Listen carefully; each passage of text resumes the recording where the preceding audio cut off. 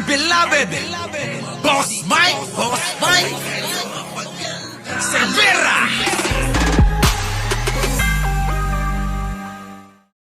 Hina muna nating pag-usapan itong patungkol ulit sa update kay BBM ha.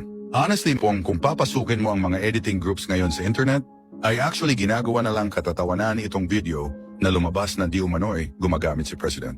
Which Diba? Talagang tinatawanan. Oo. Ginagawang katatawanan na lang itong ginawa nilang itong mga animal. Naloko na. Diba mga kababayan? Oh. Sige, pasok. Bakit ginagawang katatawanan? Alam nilang peke. Oh. well, syempre, unahin na muna nating pag-usapan itong patungkol ulit sa update kay BBM ha.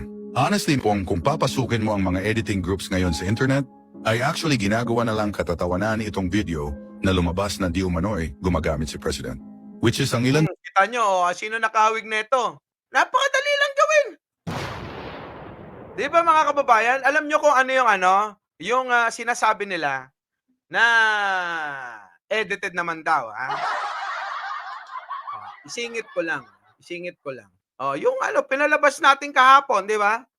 Si Sarah na na sinasabi niya na manonood ng Taylor Swift's concert. Sige, tuloy.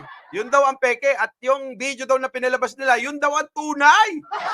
Patignan mo talaga naman kabubuhan talagang pagka nilamong ka na ng kamangmangan, dahil sa paniniwala mo sa isang tao na magaling mukbang ng kaban ng bayan, sige lang. Sabagay, sabi ko nga sa inyo mga kababayan, hindi naman na nanonood ng mga ibang balita yan. Kung hindi, itong mga ito, kung ano na lang yung dinidikta sa kanila na dapat nila ibalita sa mga manonood nila, yun na lang yung ginagawa nila. Kaya pati mismo yung nagbabalita ay naliligaw sa totoo, sa tunay na pangyayari. Oo, hindi na nila alam kung ano yung tunay na pangyayari. pa nga sa mga miyembro ng mga editing groups ngayon sa internet, ay ipinakita ang... Ulit. Sige, walang putol. Pasok! well, syempre, unahin na muna nating pag-usapan itong patungkol ulit sa update kay BBM ha.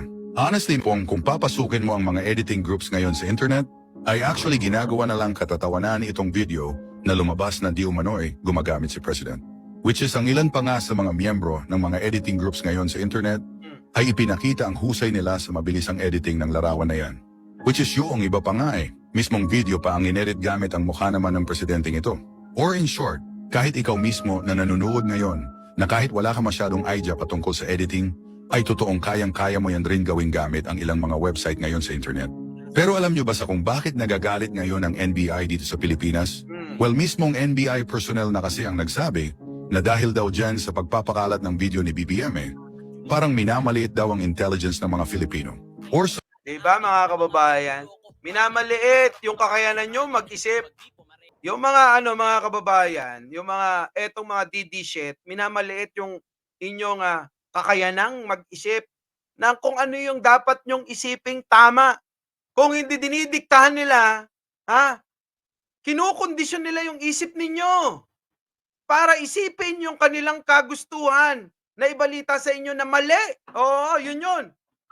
Maging ang Facebook, mga kababayan yung maging ang Facebook, itong mga pinost na itong mga animal na mga makakaliwa, nakampon ni si Digong ninyo. Mismong Facebook pinak-check. Fake news! Kita nyo, sa bagay, hindi naman yan mga mahihiya. Bakit, kanyo? Bakit kanyo hindi mahihiya yung mga makakaliwang mga bata ni Digong ninyo? Makakapal ang mga bilbil at pagmumuka. Tingnan nyo yung mukha ni Maharlika. Nagkakaroon na ng bilbil yung mukha ni Maharlika Sa sobrang kapal. Tingnan nyo na Mashiroke. Kahit mabawasan na yung timbang niya. Nangangayayat na. Oo, kakagawa ng kaparaanan para mapabagsak ang gobyerno. Hindi pa rin mawala-wala yung kapal ng mukha. Oo, di ba? Sa mas madaling paliwanag totoong marami tayong mga kababayan ang kukonti lamang ang ideya patungkol sa mga makabagong teknolohiya. Most especially ang patungkol sa maraming mga editing software at website ngayon. Which is totoong kung wala ka Ngayon, alam nyo na kung bakit. Bakit nila ginawa yan? Kasi marami tayong mga kababayan sa sulok-sulok. Marami tayong mga kababayan, hindi ko minamaliit hindi ko nila lahat mga kababayan, ulitin ko ito sasabihin ko hindi ko nila lahat, pero hindi ko babawasan. Mga kababayan, marami tayong mga kababayan na nasa sulok-sulok na hindi nila naiintindihan yung mga makabagong teknolohiya na kaya na palang pagpalit-palitin ang mga pagmumuka sa social media. Kaya kung ano yung makikita nila, kaya kung ano yung makikita nila, paniniwalaan nila. Ngayon mga kababayan, bakit ko nasabi na ang target nila ay yung mga may mga senior citizen nating mga kababayan na mahal natin. Lisa Liabres. Bakit? Miriam CID. Kasi hindi pa masyadong techy sa mga teknolohiya, sa mga makabago na teknolohiya na naipapakita sa social media. Yun ang target nila. Yung mga mahal na mahal nating mga senior citizen.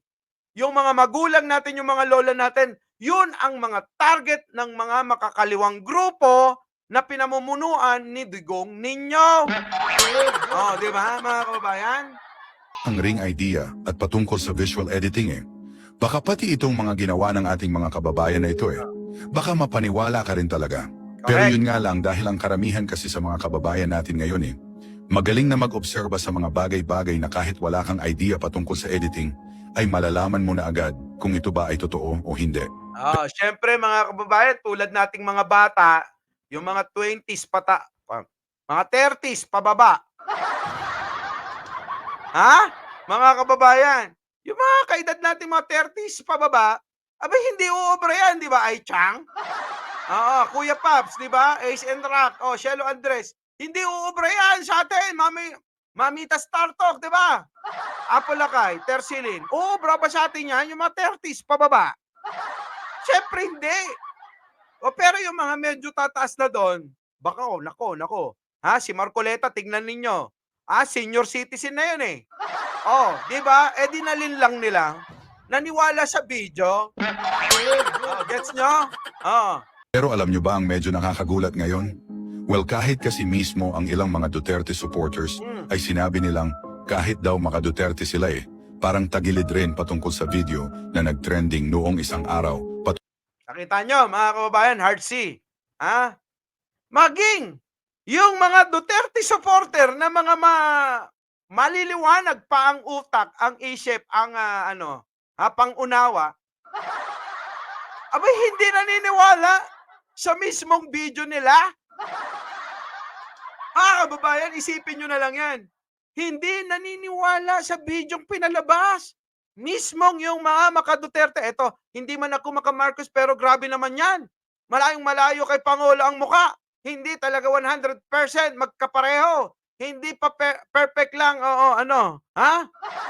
pagkaka-edit, hindi pa perfect ang pagkaka-edit. Sabi, abay, lintik na yan, Hindi ba sila nahiya niyan? Mismong kakampi nila ay nagsasabi na peke. Di ba? Ibang-iba. Ang layo. Didis ako, pero ang layo Kaya ako, kayo ito si Pakalts TV. Na nag-comment na hindi naniniwala. Kung ako sa inyo, kaysa inuuto kayo dyan, niloloko kayo, abay, iwan nyo na yan. Dahil pag nanatili kayo dyan, sa grupong makakaliwa na pinangungunahan at pinamumunuan ni Digong Ninyo, abay maliligaw kayo, dadaling kayo sa sulasok na karimlan. Diba mga kababayan? Oo, doon ang tungo ng mga ito. Ilalaglag kayo sa kumukulong asopre. Mapapahamak kayo sa mga binabalita at sinasabi ng mga makakaliwang grupo ni Duterte. Diba? our beloved Boss Mike. Boss Mike.